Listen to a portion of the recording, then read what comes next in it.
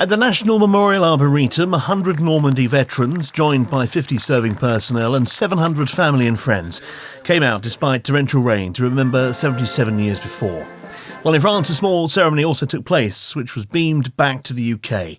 The purpose of both, to remember and now preserve the events of the 6th of June 1944, D-Day, and the landings on the German-occupied beaches of Normandy. Normally, they'd be coming together in France, like here in 2019. But then coronavirus, then the National Memorial Arboretum in Staffordshire stepping in to play host. Eric Strange was on a landing craft that went into Sword Beach on D-Day. He told me why he wanted to be at the ceremony.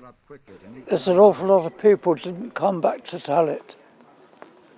And that's really the people we remember and why we come. Because there's an awful lot of graves over there. We're the lucky ones.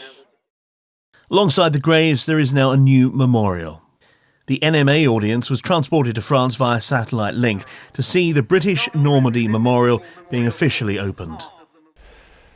I know just how much our incomparable veterans had hoped to be in Normandy today to see their memorial for themselves.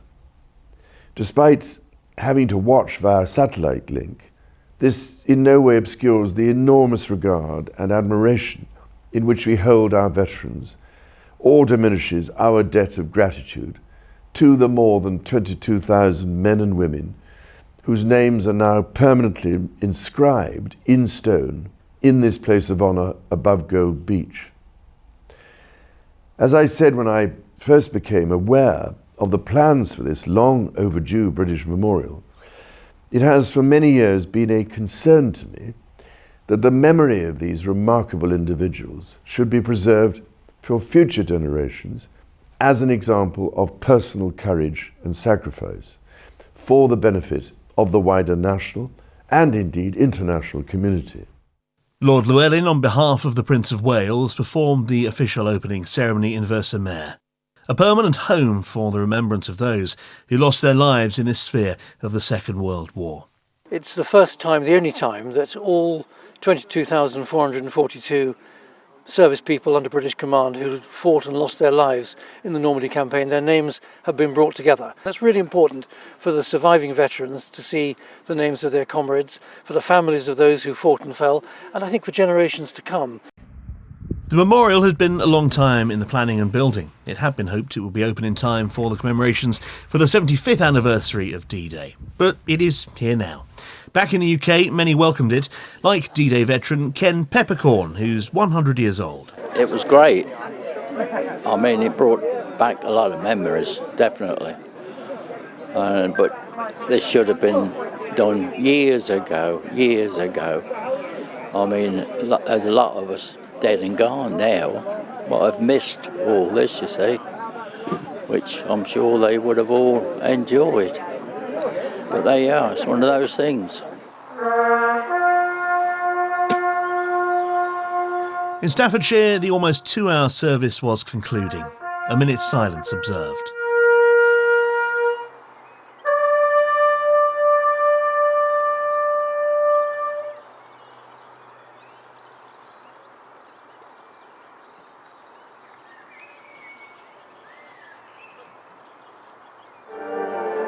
Then several veterans were presented with the Légion d'honneur medal from France, their highest honour, for their part in the Normandy landings.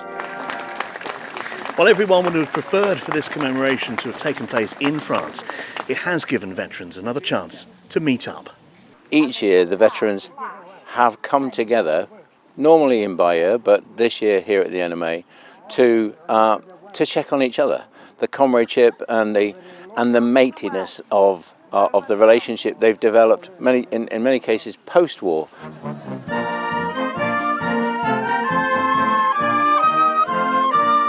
The band of the Yorkshire Regiment played some of the old songs as the veterans found themselves centre stage, just like all those years ago. Tim Cooper, Forces News, Staffordshire. If you enjoyed this video, don't forget to like and subscribe.